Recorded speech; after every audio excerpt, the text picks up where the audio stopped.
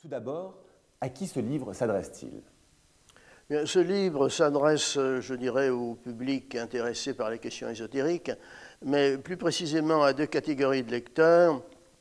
D'une part, à ceux qui s'interrogent sur les origines, d'ailleurs assez obscures, du christianisme, et d'autre part, à ceux qui s'intéressent aux états ultimes de l'initiation, puisque ces pères fondateurs étaient évidemment des initiés de très haut rang. Est-il très technique? Je veux dire par là, a-t-on besoin de nombreuses références philosophiques, culturelles, historiques? Bien, c'est un livre qui s'adresse à tout lecteur ayant une certaine connaissance du vocabulaire ésotérique. Il ne s'adresse quand même pas à tout le monde. Peut-on le qualifier d'universitaire? Et ressemble-t-il un peu à une thèse d'État? Oui et non. Je me suis efforcé de suivre les méthodes universitaires. Par exemple, j'ai évité les commentaires, plutôt en recherchant les sources elles-mêmes et les documents eux-mêmes. Je me suis efforcé, comme dans une thèse d'État, de rechercher les meilleures autorités et les meilleures références. Ceci dit, c'est quand même une réflexion personnelle, indépendante des présupposés universitaires habituels.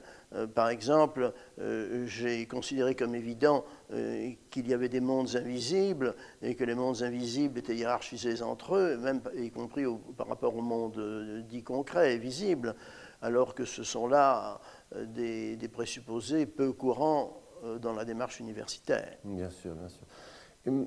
Et d'une certaine manière, peut-on alors parler d'exégèse? S'agit-il d'une sorte d'interprétation des Écritures? Comment dire? Ça n'est pas un travail théologique, en ce sens, il n'est pas à proprement parler exégétique. Inversement, les écrits johanniques sont, je dirais, faussement simples. Et en réalité, ils suscitent l'interprétation, l'interrogation et donc le dévoilement.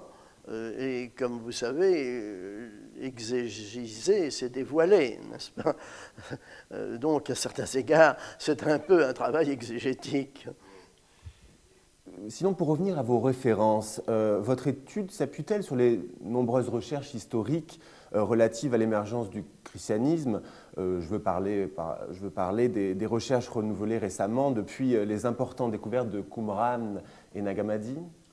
Oui, bien entendu, on ne peut pas, dans une telle réflexion, ignorer les découvertes, d'une part de Nag Hammadi et d'autre part de Qumran en 1947 et les années suivantes. Je vous rappelle que Nag Hammadi concerne des documents antérieurs à 350, généralement écrits en copte, et généralement ces documents coptes étant la traduction de textes grecs qui très souvent étaient d'inspiration de la gnose alexandrine. Enfin, je schématise, n'est-ce pas?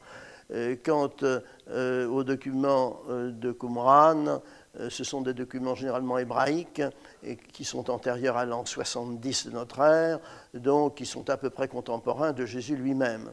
Alors l'ensemble de ces découvertes a cette caractéristique commune, c'est que très souvent ces documents sont de nature ésotérique et de l'ésotérisme le plus qualifié, ce qui amène nécessairement à s'interroger sur l'interprétation qu'on fait habituellement de cette époque et entre autres des origines du christianisme.